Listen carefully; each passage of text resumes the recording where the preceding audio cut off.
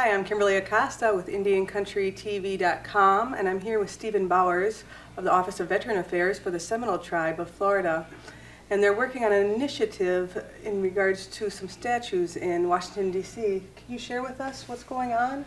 Yes, the effort we're calling is the Native American Veteran Memorial Initiative, which is basically to put into smaller sentence is to put one more statue along with the 3 servicemen that are up on the National Mall now. I don't know if most of the viewing audience is familiar with the 3 servicemen I'm talking about, but it's across the street from the Lincoln Memorial, and it's kind of hidden by the shrubbery that's there. But the soldiers are coming, they're in statue, okay, there's 3 of them, and they come over this little hill coming from the Lincoln Memorial, and they look at the Vietnam Wall with this, like this look of amazement or a look of shock or awe, you know, that so many men have fought and died, and that their names are on there. I mean, when I talk to Indian veterans across the country, they have a different idea of what they're looking at. You know, it could be just that they're back from a battle and then they look at this wall, or that they're just coming home from, say, from war, coming back to their safe perimeter, and then they see these number of men that have died for the United States that are on the wall. And how long has that statue been there? They dedicated in 1984. That was in the dedication. The statue, I mean the Vietnam Wall, was dedicated in 1982. Now the Vietnam Wall was submitted as a contest, and the lady that won it was, her name was Maya Ling, and she won it through a just a random suggestion. She just threw her idea of what the Vietnam should look like, because this was a nationwide contest that she contributed her rendering, her idea of what the mall would be, what the national monument. When they authorized that contest to be done, they just called it a national monument to Vietnam. And there were several ideas submitted, but hers won over very many others. And I believe she was only paid, like, I think the winning was like $25,000 that she received for that. Now the 3 servicemen came about as when the wall was built, there was a large uproar from a lot of Vietnam vets that said they wanted something a little bit more personal. You know, a statue would make that personal type statement, that there was an actual figure of a soldier that would see the wall. You know, they wanted figures. They didn't want just a plate. So they kind of, I guess, people that were with the Vietnam Memorial, Vietnam War Memorial, kind of like acquiesced, I guess you could say, and just said, all right, we'll go ahead and go with a personal one.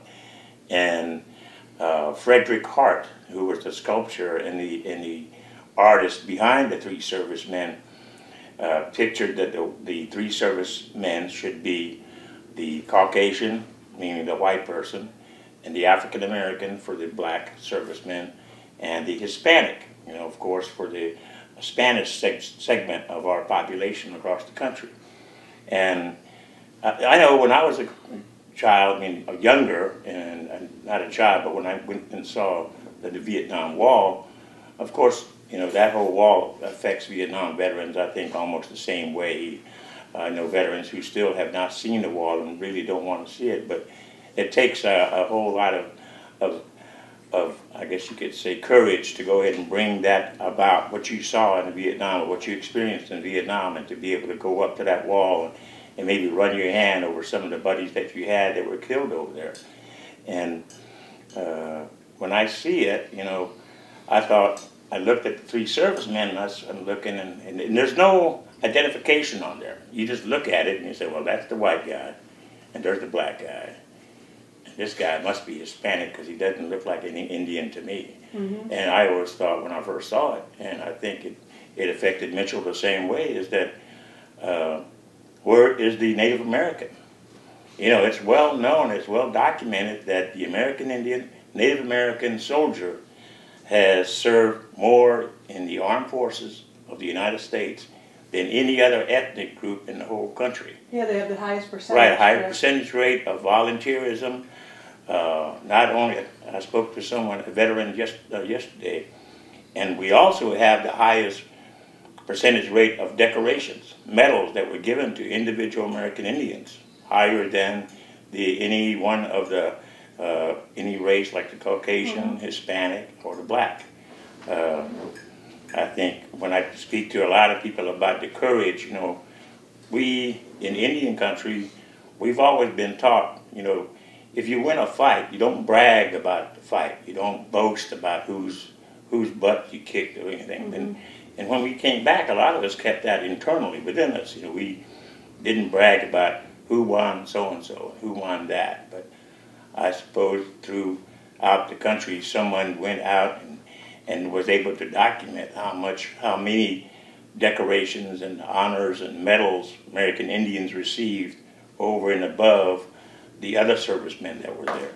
So, as a veteran yourself, how important is it to have the statue and recognition there? Having fought there and having been there, and not only with myself, I served in the same unit, the 173rd Airborne Brigade, with another Seminole Indian that grew up right down the road from me. We played football together, we played baseball together, and here we land smack dab in the middle of Vietnam, and we're serving in the same unit.